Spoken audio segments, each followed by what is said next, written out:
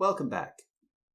In this, the last video in this playlist, I'm going to talk about the difference between a structured, semi-structured, and unstructured interview.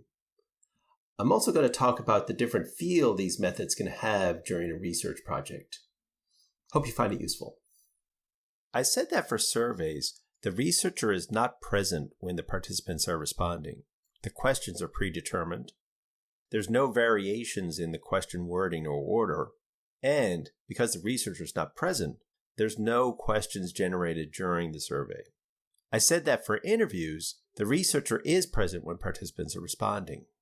The types of interviews differ then in terms of these other features.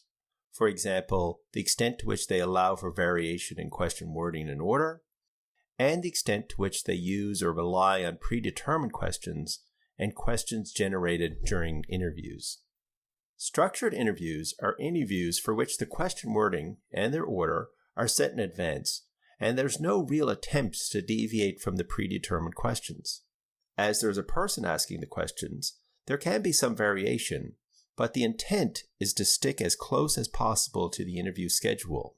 Similarly, there's no intention to generate new questions during the interview to expand its scope or to follow up on topics raised by the participants' answers. Although the researcher is present, a structured interview retains many features and even the feel of a survey. In this way, structured research interviews can be compared then to polling or market research surveys.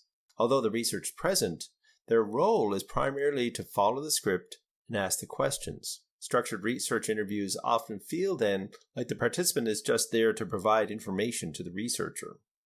Because they are basically just reading the questions, structured interviews can be administered by people who do not have a deep knowledge of the study or a topic. For a semi-structured interview, the researcher starts with a list of predetermined questions that are meant to guide the interview. In other words, an interview guide.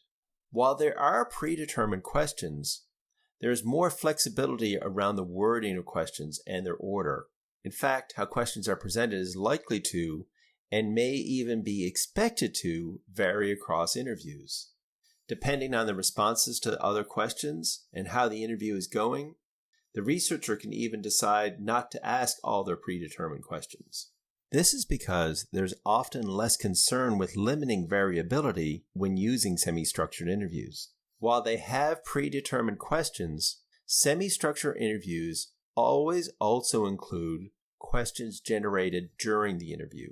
Because they require generating questions, semi-structured research interviews need engaged and interested researchers who can determine what's relevant to ask in the moment. Sometimes newer researchers will say that they're conducting a semi-structured interview, but they often treat their interview guide as if it was an interview schedule.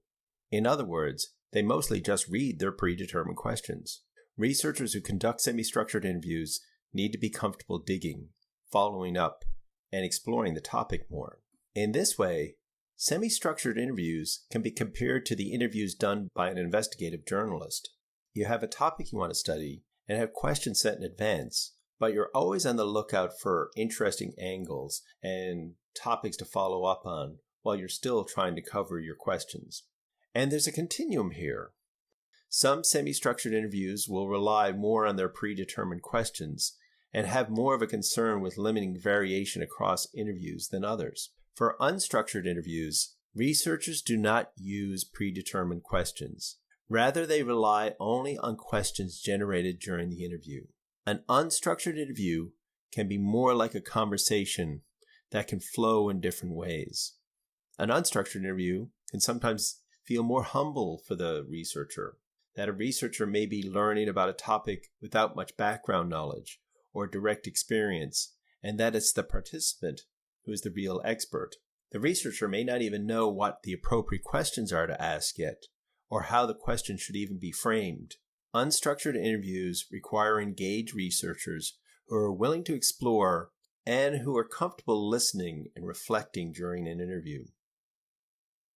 Over the last 8 videos, I've talked about 5 methods you can use for creating qualitative data for your projects. Here's a table to help distinguish surveys and the different types of interviews we covered. There is more to learn. These methods are used across the social sciences and are used to study a wide range of different subject matters. There's also a skill to conducting interviews that you'll get better and more confident at the more you do.